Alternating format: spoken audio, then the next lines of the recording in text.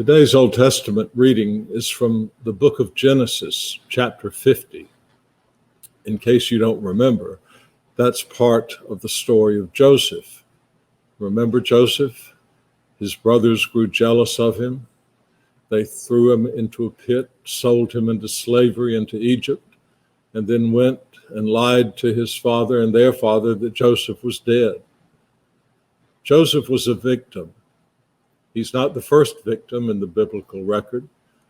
The biblical story is littered with victims. Eve and Adam in the garden, Cain and Abel. History is strewn with victims.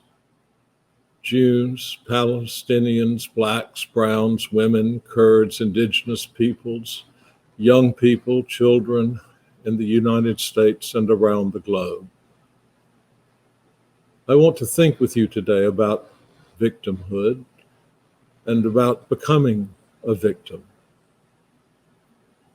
And I'm thinking about victimhood through the lens of a French philosopher and theologian named René Girard, who wrote a great deal about how peoples and races and nations become both oppressors and victims.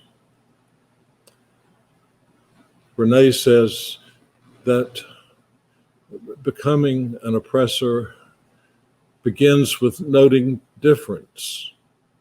Why, they're different from me. They look different. They act different. They have a different language.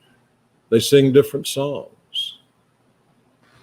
And then after noticing the differences, elevating one's own self and traditions and history and customs, one's own tribe or nation or political party or gender or race by believing we are better than them.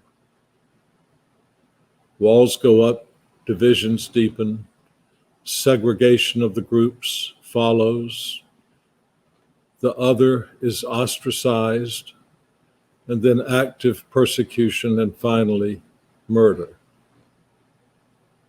Just think Nazi Germany as the most horrifying and brutal illustration of this dynamic.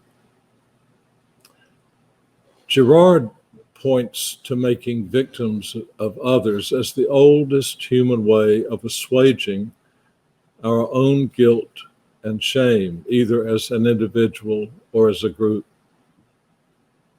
Girard's pattern seems pretty convincing. Just think of the political reality in this country today. Red versus blue, liberal versus conservative, Republican versus Democrat, and the animosity that always exists and already exists among us.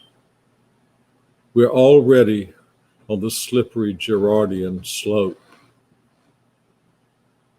The slope begins, it always begins with human pride. Pride in self, pride in one's tribe or one's nation, pride in one's political party as the only way to go. Then pride turns to exaltation and exclusivity. My way is the only way.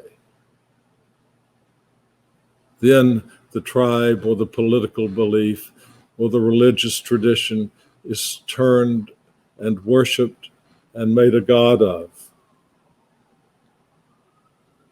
When we move from pride to exaltation to worship, to acknowledging whatever quality or belief as having divine origin, the inevitable end is idolatry.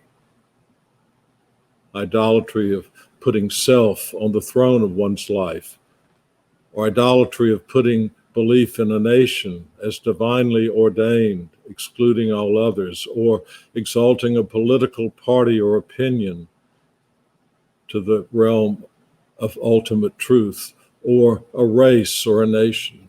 Replacing God is idolatry, and idolatry is a predictable path to disaster. Idolatry of self, or one's religion, or one's nation or race, is the root of victimization. There's a cartoon in this week's edition of the New Yorker that shows a boxing ring, and the referee with the microphone is pointing to a man in the corner saying, "And in this corner, still undefeated, Frank's long-held beliefs." This is the old story of human experience as pointed to in biblical witness and Christianity. It's not even something we choose. It's just there. St. Augustine called it original sin. It's not an act, rather, it's an attitude, a stubborn infection, an ongoing condition of humankind that we can't shake off by ourselves. Now, what I'm saying is only a weather forecast and not a prediction. But thunderstorms can change into hurricanes. Unless we in this nation and in this moment begin to make room for others, our brothers and our sisters, Mr. Girard's pattern of victimization, structural, individual, or systemic, can easily grow into a hurricane of disaster and destruction and death. Christianity offers medicine to this stubborn infection in our souls, and Christianity and following Jesus offers a cure. Following Jesus provides an answer to Cain's question, "Am I my brother's keeper?" Jesus' answer is no, you're not your brother's keeper. You are your brother's brother, and you are his neighbor. The path that Jesus offers is to recognize our ancient human addiction, to separate ourselves and to victimize others different from us, to exalt ourselves, our opinions, our positions, our nation, our political party.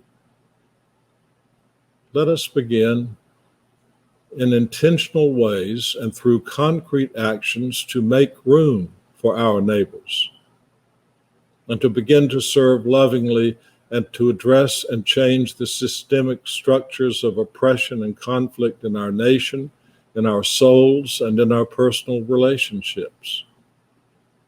It is the only way out. And the only way out is the medicine of following Jesus and his way of love of neighbor, sacrifice, and making room for others, no matter how different from us. Following Jesus is a muscular path that takes commitment and energy and above all the grace of God. The path that Jesus calls us to is strong medicine, and the cure it offers is radical. It is so radical, it can only be divine in origin. And it is the medicine of self-sacrifice, serving others, being good neighbors. The moral arc of the universe is bent toward justice and peace because that is the way God created the universe. Bidden or unbidden, God is present and working in the world. Pray that we can join in that divine work of reconciliation and justice and peace, loving God and making room for our neighbor. For that is the truest pattern of life. I pray that each of us in our own way begin to work even more strongly to help bend the moral arc in ways that are strong and loving, laying down the old evil of self-serving and hate, and putting the love of God and neighbor first. That is the path ahead. Amen.